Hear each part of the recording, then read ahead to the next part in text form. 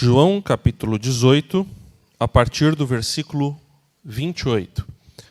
Nós vamos entender como que a intriga política, intriga religiosa, como que a intriga pode atender à divina soberania. Então, acontece nesse texto uma intriga que atende à divina soberania. Nós estamos na série sobre o Evangelho de João.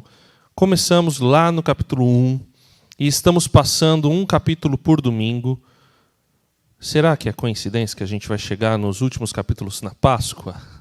Houve aí um cálculo aproximado, né? Que a gente ia chegar perto da Páscoa para comemorar a ressurreição de Jesus. Mas aqui no texto do Evangelho de João, a celebração da Páscoa ela acontece já desde ali do capítulo 14, 13, que quando Jesus chama os discípulos, eles começam a comer, a celebrar a Páscoa. Na verdade, até antes você tem o que é conhecido como Domingo de Ramos. E aí, Jesus começa a celebrar a Páscoa com os discípulos. Em João é um momento muito importante, porque Jesus lava os pés dos discípulos. Depois ele faz todo o seu discurso explicando muitas coisas importantes para os discípulos a respeito daquilo que devia acontecer. Revela o traidor. Tem um capítulo inteiro apenas para a oração sacerdotal de Jesus, a oração que Jesus faz a Deus. E então, a partir do capítulo 18, começa aquilo que muitos conhecem, que chamam de paixão de Cristo. Ele começa aqui em João, no capítulo 18, já começa com a prisão. E nós vamos ver uma parte deste capítulo aqui. E uma coisa que é muito importante, vai ser muito importante para a gente hoje, eu acho que numa das minhas pregações já falei isso, outros já falaram isso também. Uma das chaves para poder entender João é que ele é um livro de contrastes. Ele contrasta ideias. Ele contrasta a luz e as trevas. Ele contrasta o mundo e contrasta o reino. Ele contrasta a verdade e a mentira. Então, é muito importante saber isso para entender diversos conceitos. Isso já apareceu antes, mas aqui isso vai aparecer de novo. E aí nós vamos entender dois importantes, fundamentais conceitos do Evangelho de João aqui, ainda na prisão e no interrogatório de Jesus. João 18, 28 diz: Depois levaram Jesus da casa de Caifás para o pretório. Era cedo de manhã. Eles não entraram no pretório para não os contaminar, pois somente assim poderiam comer a Páscoa. Senhor, fala aos nossos corações. Que seja a tua palavra, Pai, inundando a nossa vida, nos ensinando, nos orientando, nos corrigindo, Pai. Em nome de Jesus. Amém. Então, como eu disse, no capítulo 18, João vai contar a respeito da prisão de Jesus. Então, João está lá, do outro lado do ribeiro de Cedron, já havia dito, João já havia localizado que era noite, e isso é muito interessante. João, em vários momentos, ele localiza não apenas o lugar, mas o tempo, o que está acontecendo, e é proposital, para poder criar o clima. Quando fala que era noite, é porque está se aproximando um momento difícil na vida de Jesus, que era o momento da sua traição e da sua prisão. Então, Jesus, aqui, ele é preso. Simão Pedro tenta defender Jesus, mira no pescoço, mas acerta na orelha do guarda. Então, Jesus cura a orelha do guarda, segue em frente.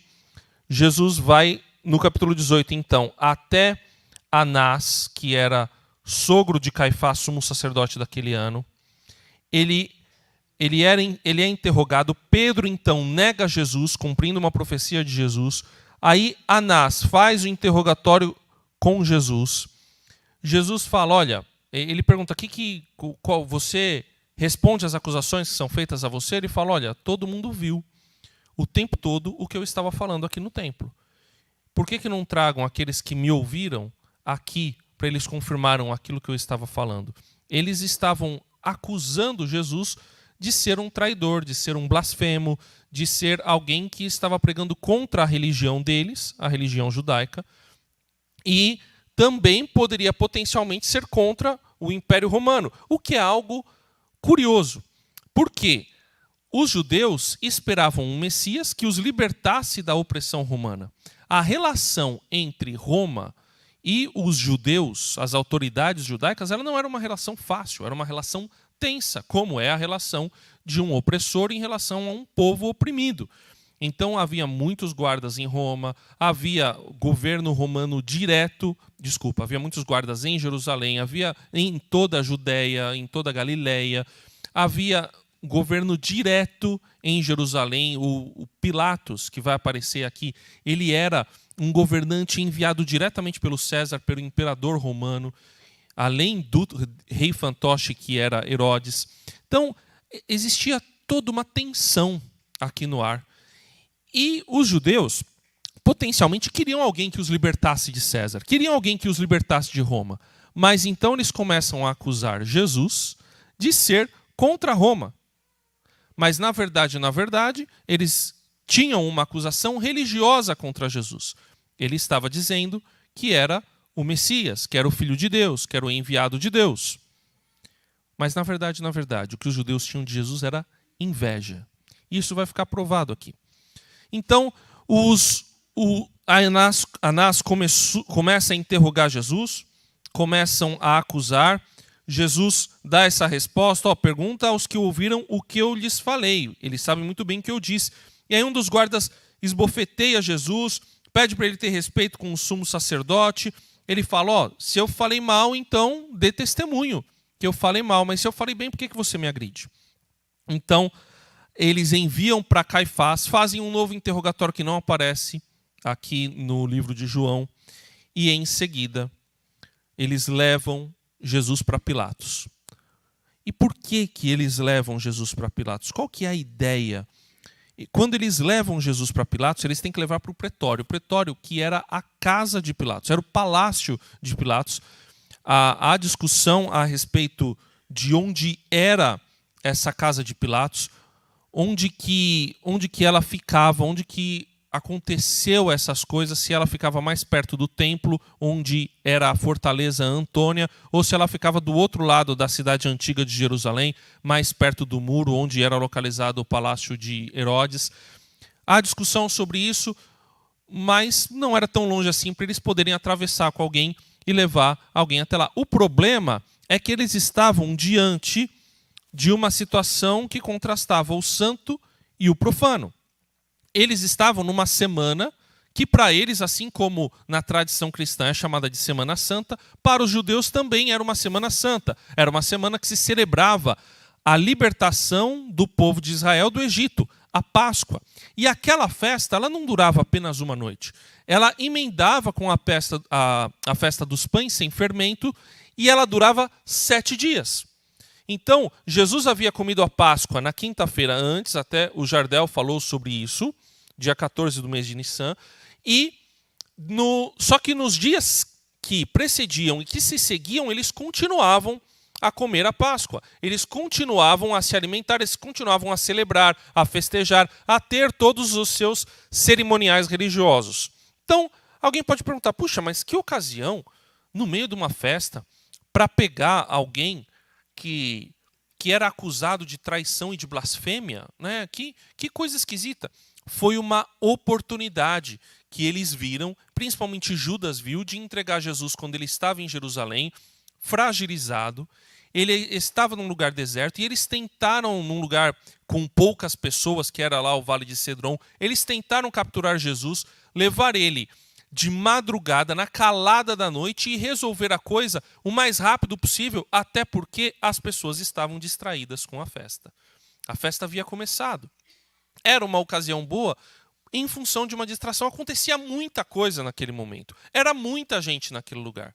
Então, o que provavelmente se pensava, a gente fazer algo assim, no meio de tanta coisa acontecendo, né? A gente tem tanta cortina de fumaça, então a gente pode dar um jeito nesse enrosco aqui para a nossa vida, que era Jesus para os judeus. Outra coisa importante, e a gente tem que tomar muito cuidado com isso, todos os outros evangelhos, eles vão dizer sobre os fariseus, sobre os saduceus.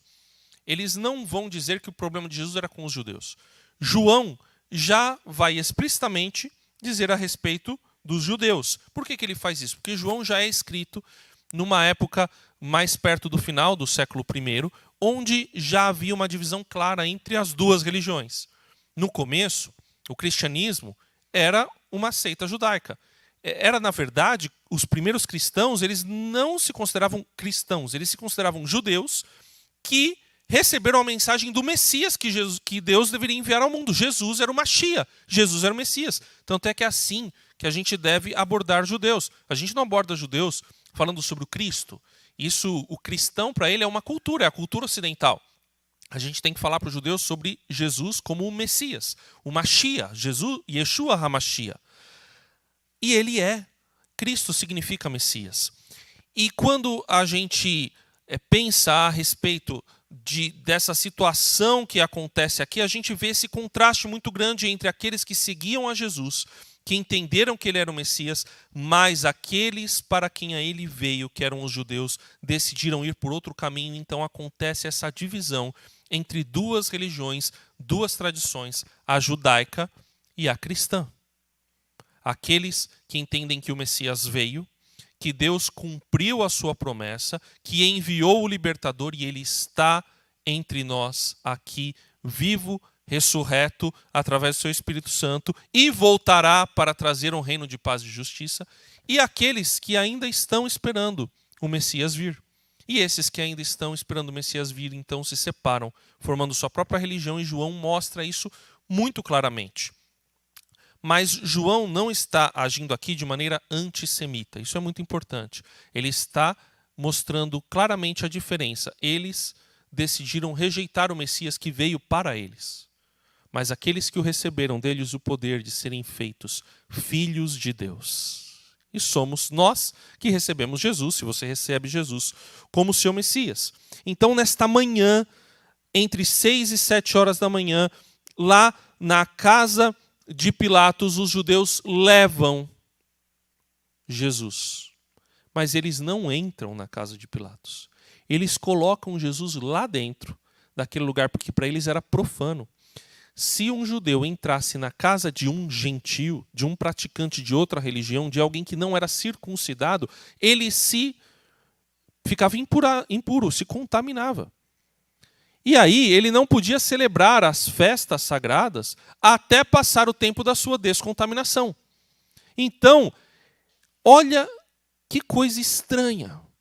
Nós vamos levar o Messias enviado de Deus para dentro do lugar impuro, mas nós não entraremos lá. Mas Jesus entrou no lugar impuro. Isso para mim é muito significativo. Jesus entra em qualquer lugar para resgatar, para salvar e para cumprir o propósito de Deus. Os judeus não entraram. Eles tomaram essa escolha. E eles estavam ali numa situação muito difícil e muito complicada. E isso vai ser mostrado a partir de agora. Então Pilatos saiu para falar com eles e perguntou: que acusação vocês trazem contra este homem? Eles responderam: se este não fosse malfeitor, não o teríamos entregue ao Senhor. Irmãos, olha de novo o texto. Ele pergunta o quê? Qual a acusação? E eles respondem com a acusação? Não. Não. Eles respondem banana. Não responde nada. Eles falam, se ele não fosse malfeitor, a gente não tinha trazido ele para cá. Eles não tinham uma acusação formal contra Jesus. Mas por quê? Mas não tinha acusação de blasfêmia? Isso não interessava para o Império Romano. Para o Império Romano crucificar Jesus, precisava de uma acusação de traição contra Roma, contra César. Ele precisava ser um assassino de um guarda romano. Ele precisava ter tentado fazer uma insurreição contra o Império Romano. Ele precisava não estar pagando os seus impostos. Ele precisava estar cometendo algum delito grave contra, diretamente, o Império Romano para ser condenado pelo Império Romano. E aí você me pergunta, por que é que os judeus não cuidaram eles mesmos daquilo lá? E por que que eles não armaram melhor uma argumentação contra Jesus para que ele fosse condenado por Roma. Isso mostra que a coisa aconteceu um pouco ali de improviso, um pouco na oportunidade. Mas, na verdade, eles não estavam interessados em um motivo, porque eles não tinham motivo, eles estavam interessados em condenar. Era uma intriga politiqueira para condenar uma pessoa inocente. Você já viu isso acontecer em algum lugar? Acho que não. Acontece. Irmãos, a política é algo importante. O que é política? Política é o cuidado com a polis. Polis é a cidade, é onde a gente vive, é o urbano, é aquilo que é comum. República vem disso também, né? Cuidado com o que é público, com o que é comum, com o que é de todo mundo. Então, eu e você somos seres políticos. Nós somos cidadãos de uma cidade.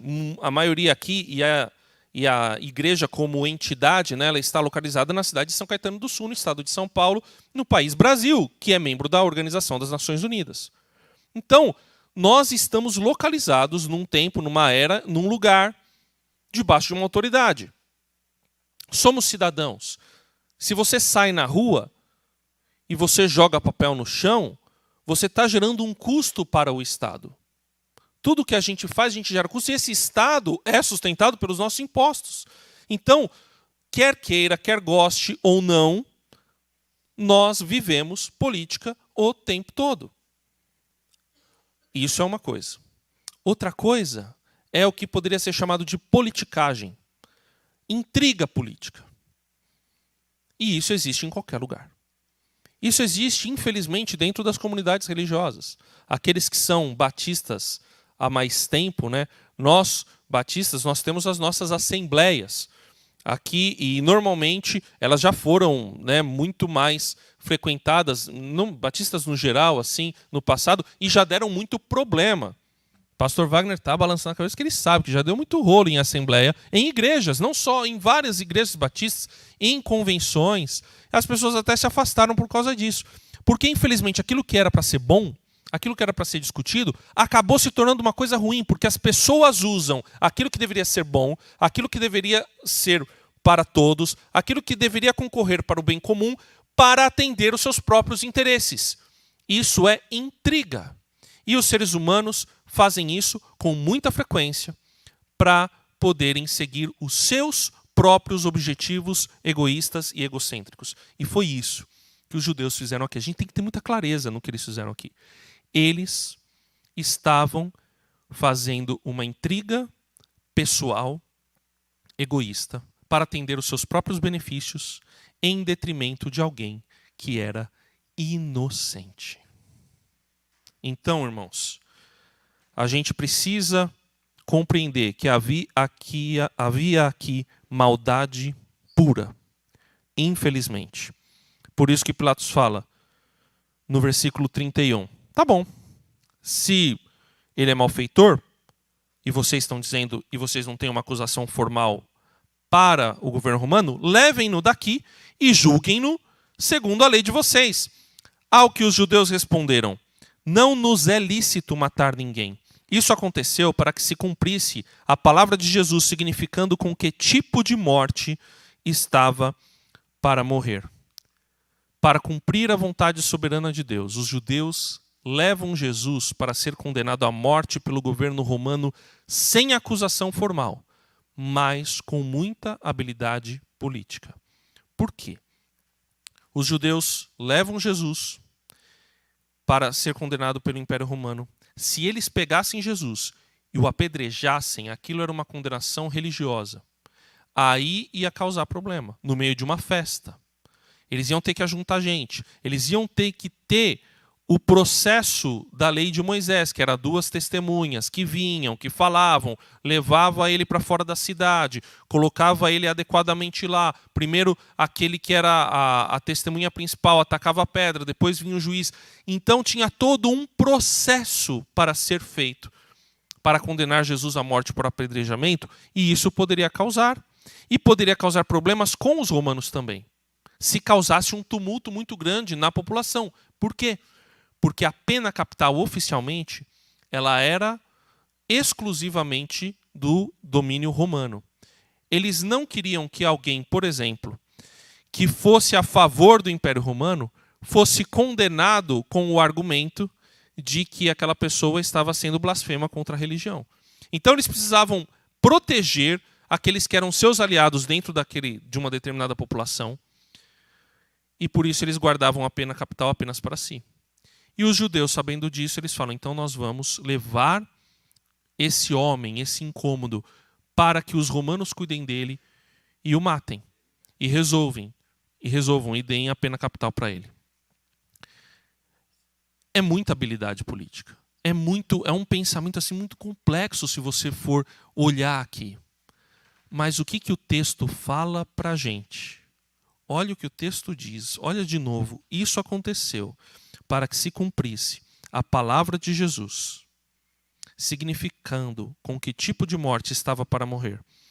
Lá em João 12:32, Jesus vira para eles e fala: o Filho do Homem tem que ser levantado.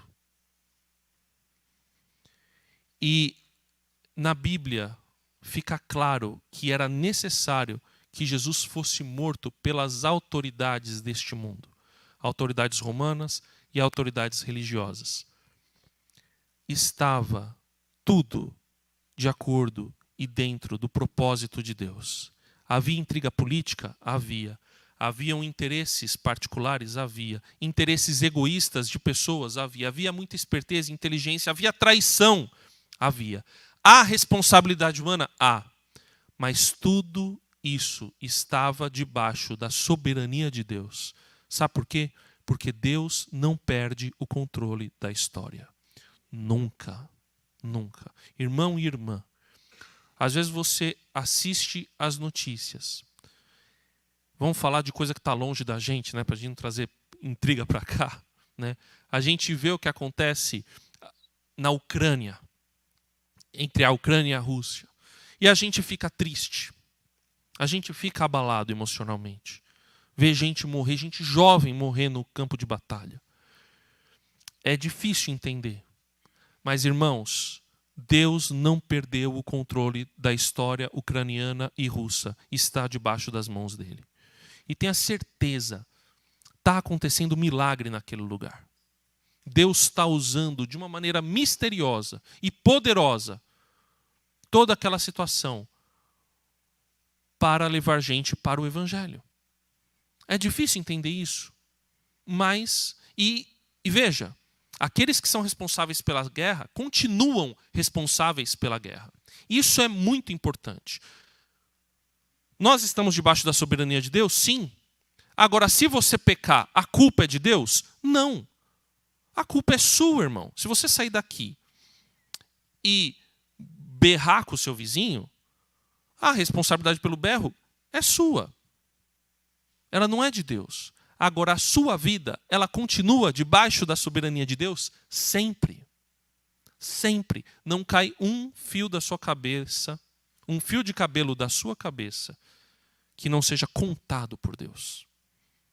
Então, irmãos, a gente precisa entender essas duas realidades caminhando juntas. É um mistério. Nós somos responsáveis. Os judeus foram responsáveis pelo que eles fizeram com Jesus. Judas foi responsável pela sua traição. Pilatos foi responsável por ter lavado as mãos e ter se omitido. Mas Deus estava e está no controle da história. Continua, ele nunca perde. E aquilo estava cumprindo os propósitos de Deus. Aquilo estava cumprindo a vontade de Deus. Aquilo estava de acordo com o plano do Senhor. A gente precisa entender isso. Deus é soberano e seus planos trazem o melhor para os que o seguem, ainda que envolva sofrimento. A vida, ela é muito difícil. A vida traz para a gente muitas situações problemáticas e adversas. A Bíblia traz para a gente problemas financeiros, a vida traz para a gente problemas de saúde, a vida traz para a gente problemas com emprego, a vida traz para a gente o luto. Mas, para aqueles que seguem a Deus, a vontade dele é boa, perfeita e agradável. E ele faz sempre o melhor para aquele que o seguem. E ainda que Jesus estivesse prestes a morrer da pior maneira possível, a sofrer a morte mais vergonhosa que poderia existir, da pior maneira, Deus estava no controle e aquilo ia e resultou em bem. Versículo 33, Pilatos entrou novamente no pretório, chamou Jesus e lhe perguntou: você é o rei dos judeus? Jesus respondeu: esta pergunta vem do Senhor mesmo, ou foram outros que lhe falaram a meu respeito? É muito importante a gente entender a pergunta de Pilatos. Quando ele pergunta se Jesus é o rei dos judeus, ele quer perguntar o seguinte: você é um rebelde? Você está contra o Império Romano? Você veio aqui para causar balbúrdia, me complicar a cabeça, me deixar com mais fio branco? Você veio aqui afrontar o César? É isso que ele está perguntando quando ele pergunta se Jesus é o rei dos judeus. Por isso que Jesus não responde sim logo de uma vez. Porque ele não era aquele tipo de rei dos judeus que os próprios judeus esperavam. E que Pilatos esperava para dar a condenação livremente. Por isso que Jesus responde dessa maneira. O senhor está perguntando sinceramente? O senhor quer saber de verdade quem eu sou? Ou o senhor só quer confirmar o que te trouxeram aqui? Qual que é a razão dessa sua pergunta? Quando a gente lê a maneira como Jesus responde às pessoas, a gente tem muita sabedoria em lidar com as pessoas. Porque ele responde de uma maneira imprevisível. Ele responde de uma maneira que a pessoa não está esperando, porque ele sabe mais ou menos quais são as intenções, o que aquela pessoa quer. Então, Jesus faz essa pergunta sem trazer para si mesmo a condenação que era esperada. Porque era uma pegadinha, de certa forma. Então ele fala: você tem dúvida de verdade? E aí Pilatos responde: por acaso sou judeu? A sua própria gente e os principais sacerdotes é que me entregaram a mim. Que foi que você fez? Eu quero saber logo de uma vez qual é a sua, para eu me livrar dessa confusão aí, porque eu não quero problema numa festa sagrada, não quero problema com os judeus e não quero problema com César. Um dos filmes que falam sobre Jesus, eu não sei se eu acho que é a Paixão de Cristo. Pilatos tem uma conversa com a esposa dele, ele fala: César me falou que a próxima rebelião que acontecer aqui, a minha cabeça está a prêmio. Então havia uma tensão com Pilatos muito grande. Esse homem estava sofrendo uma pressão muito grande. E aí a resposta de Jesus é: o meu reino não é deste mundo. Se o meu reino fosse deste mundo, os meus ministros se empenhariam por mim para que eu não fosse entregue aos judeus. Mas agora, o meu reino não é daqui. Jesus mostra para Pilatos a sua inocência, mas também Jesus mostra, ao mesmo tempo, o seu objetivo. Não é legal isso? Irmãos, a gente precisa estudar mais a Bíblia, porque tem muita coisa legal nas falas de Jesus. Jesus, ao mesmo tempo, ele prova: olha, não faz sentido eu ser condenado por vocês. Mas ele diz: realmente, eu sou rei. Mas eu não sou o rei que vocês esperam que eu seja. Eu não sou o rei que as pessoas acham que eu devo ser. A gente tem uma ideia de governo e de poder. Tanto que os discípulos de Jesus pediram para ele: deixa a gente sentar um à sua direita e outro à sua esquerda. Quem que é o maior entre nós, Senhor? Quem é que vai governar sobre os outros? Quem é que vai receber mais posses quando o Senhor governar aqui em Israel? Senhor, quando que eu vou ter meu carro novo? Senhor, quando que eu vou ser promovido no meu emprego? Senhor, quando que eu vou ter um apartamento maior? A nossa cabeça, a cabeça do ser humano, ela funciona de uma maneira muito imediata. Ela está pensando sempre no seu próprio benefício. Essa é a nossa tendência, a gente precisa admitir isso. A gente está pensando sempre naquilo que a gente acha que é melhor para a gente, que vai nos livrar do sofrimento. A gente está pensando no governo e no poder daquilo que é chamado de temporal, que pertence a esse tempo, que pertence a essa era, em tijolo, em parede, em riquezas, em conforto. A gente pensa nisso, sempre. É a nossa tendência. Mas Jesus mostra que existe algo maior, algo além. Não que isso que está aqui seja desgraçado, no sentido de não ter a graça de Deus. Tudo que Deus criou é bom. O mundo é bom. Aquilo que os homens produzem é bom. mas se não servir ao propósito certo, é só coisa passageira. Por isso que o reino de Deus não é deste mundo, porque o objetivo de Deus não é a manutenção do mundo como ele está. O objetivo de Deus é levar a gente a ter um relacionamento com ele, para a gente encontrar o nosso verdadeiro propósito, o sentido verdadeiro da nossa vida. Porque as coisas, como estão, elas vão passar. Elas estão contaminadas pelo pecado, por aquilo que está contra Deus. Por isso que o reino de Deus não é deste mundo, não é desta era. O reino de Deus, o reino do qual Jesus é rei, ele ultrapassa qualquer fronteira, não só de país, como fronteira de planeta. Jesus é o rei do universo.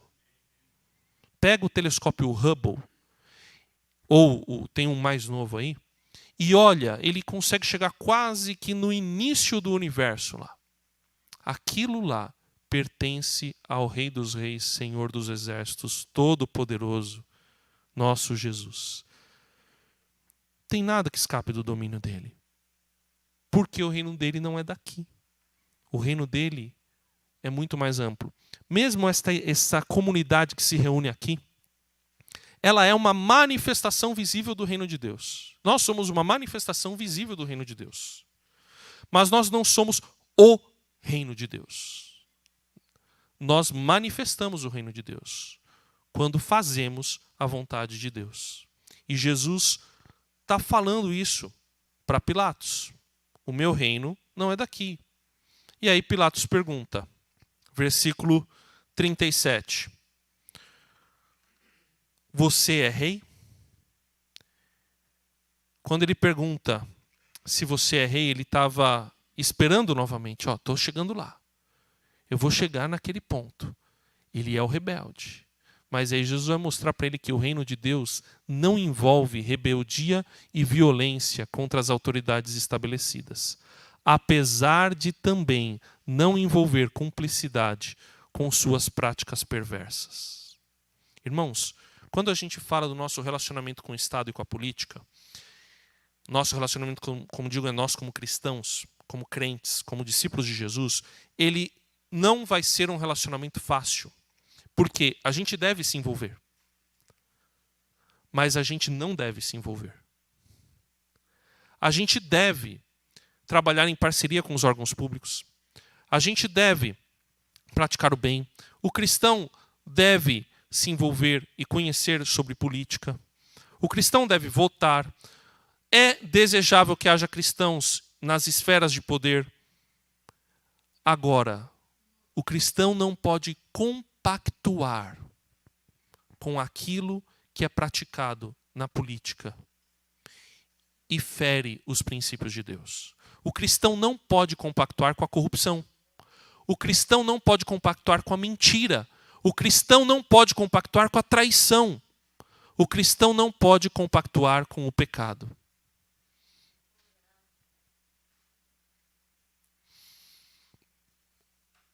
O cristão precisa, em todas as esferas de poder, em todas as esferas de trabalho, ele precisa testemunhar do reino de Deus. Eu e você somos testemunha. E é isso que Jesus vai falar aqui. O Senhor está dizendo que sou rei. Eu para isso nasci e para isso vim ao mundo, a fim de dar testemunho da verdade. Todo aquele que é da verdade ouve a minha voz. E aí vem duas palavras importantíssimas aqui no Evangelho de João. Testemunho e verdade. O propósito de Jesus é dar testemunho a respeito da verdade. Jesus, ele sabia que ele ia morrer. Quem quer viver para Deus precisa saber que vai morrer. Precisa saber que vai todos os dias matar as suas vontades e os seus desejos pessoais. Você vai trabalhar no banco, mas você não vai desfrutar de tudo que o banco te dá. Você vai trabalhar no comércio, mas você não vai desfrutar de tudo que o comércio te dá. Você vai crescer como um bom profissional, mas você não vai desfrutar de tudo o que, segundo este mundo, a sua profissão vai te dar. a sua profissão e tudo aquilo que você tem, tudo aquilo que você é, só vão adquirir sentido pleno se você colocar tudo isso debaixo do propósito e dos planos de Deus. A gente precisa entender isso para viver bem, irmão. Às vezes você vai dormir preocupado e com tristeza no seu coração, porque Deus está gritando para você: meu filho, viva para mim.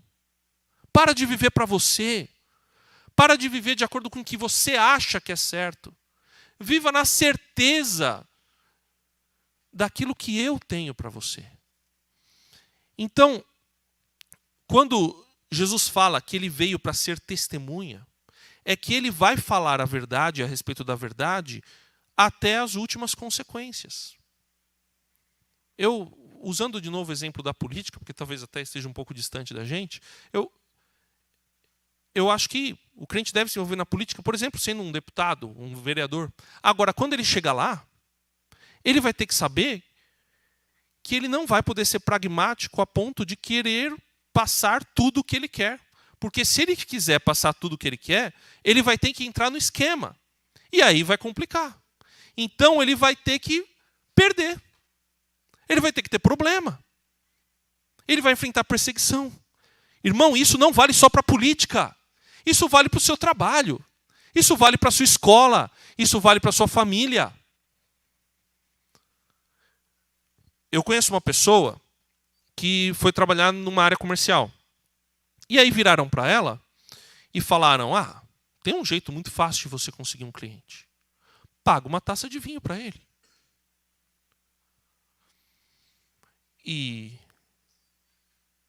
Mas aquela pessoa, ela tinha um princípio muito claro. Ela tinha um princípio e recebeu o princípio da abstenção na vida dela. Como que ela, tendo o princípio da abstenção, iria pagar uma taça de vinho para outra pessoa? Ela entendeu aquilo. Ela fez um voto com Deus sobre aquilo. E ela mantém, é muito bonito isso, eu admiro muito essa pessoa. Ela mantém aquele voto com Deus até hoje. Então, o que ela fez? Ela falou: não vou fazer isso. Essa pessoa está num altíssimo cargo, nesse mesmo banco, sem precisar pagar taça de vinho para ninguém. Porque ela foi fiel ao seu propósito. Ela foi fiel àquilo que ela havia prometido para o Senhor. Eu não estou dizendo... Você tem que ser fiel àquilo que você prometeu para o seu Senhor. Você falou para Deus uma coisa? A Bíblia diz: é melhor não fazer um voto. Mas se você fez um voto, irmão, cumpre. A gente precisa ter essa fidelidade. Isso é testemunho. E Jesus foi testemunha. Ele falou: eu testemunho do Pai e o Pai testemunha de mim. E o Espírito também testemunha de mim. Testemunha é uma palavra muito importante, porque mostra que Jesus não estava sozinho no seu plano de redenção. Ele estava unido com o Pai e com o Espírito. E estava trazendo outras pessoas que iam falar da verdade e falar daquilo que viram e ouviram, que isso é uma testemunha, independente das consequências, porque a testemunha, até no processo legal, quem conhece um pouco de direito sabe disso, ela não pode mentir. Porque senão ela deixa de ser testemunha. Então, irmão, se você é testemunha do Evangelho, você não pode mentir a respeito do Evangelho, seja com palavras, seja com ações.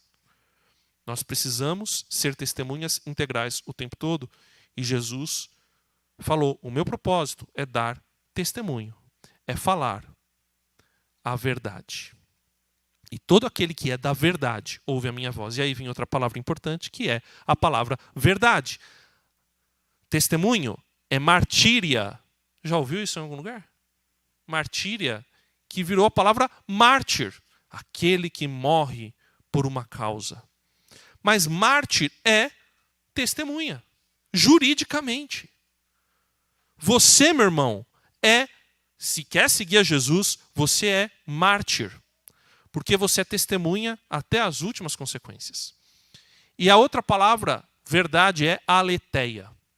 Aletheia, uma palavra grega, e mais que uma palavra, ela é um conceito filosófico e religioso. Aletheia era uma deusa que usava o espelho da verdade. E também é um conceito filosófico complexo, trabalhado pelos filósofos gregos e depois também romanos. O que Jesus quer dizer com aletheia? O que Jesus quer dizer com verdade? Lembra do contraste? Verdade aqui em Jesus está em oposição à mentira. Está em oposição com o caminho errado.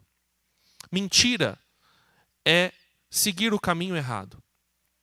A mentira que era pregada pelos religiosos da época de Jesus era: vamos fazer diversas interpretações da lei para que a gente cumpra a lei e com isso alcance a salvação.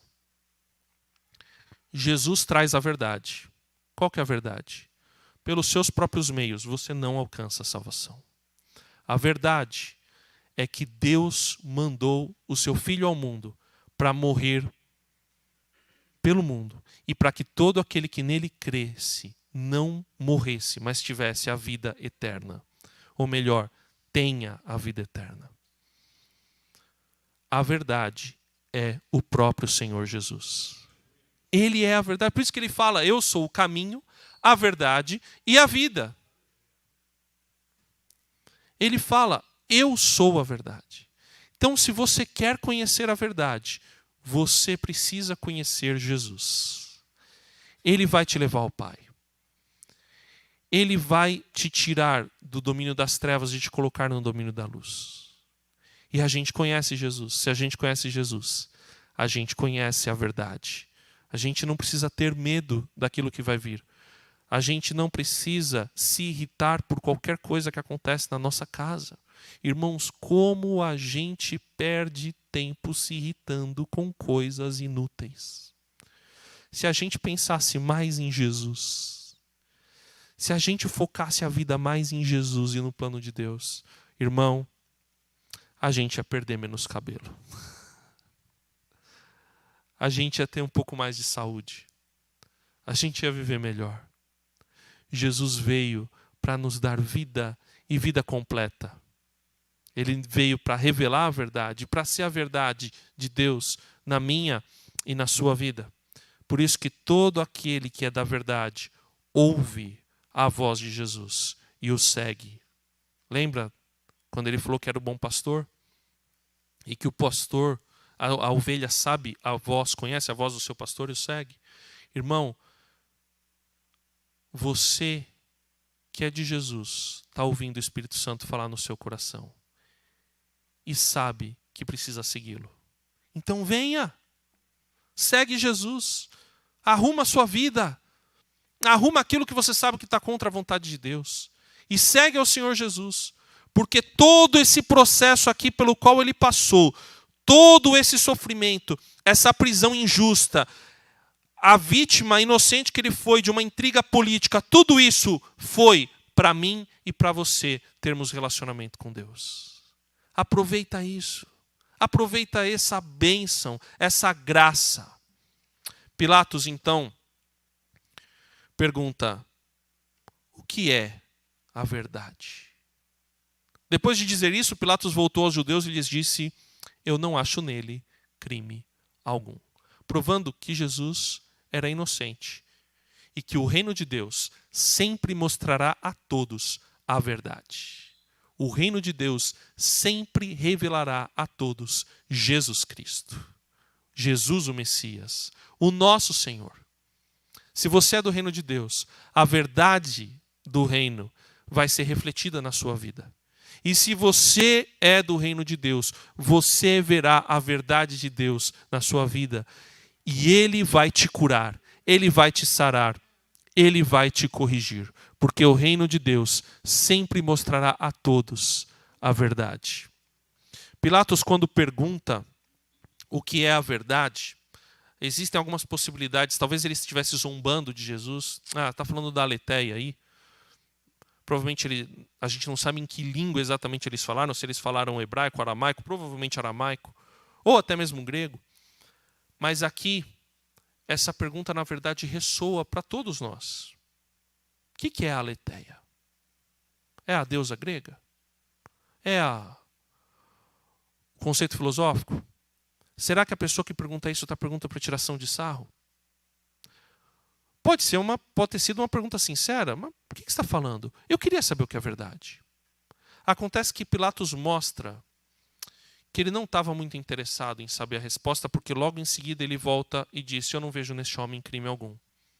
E ele quer então só se livrar do problema.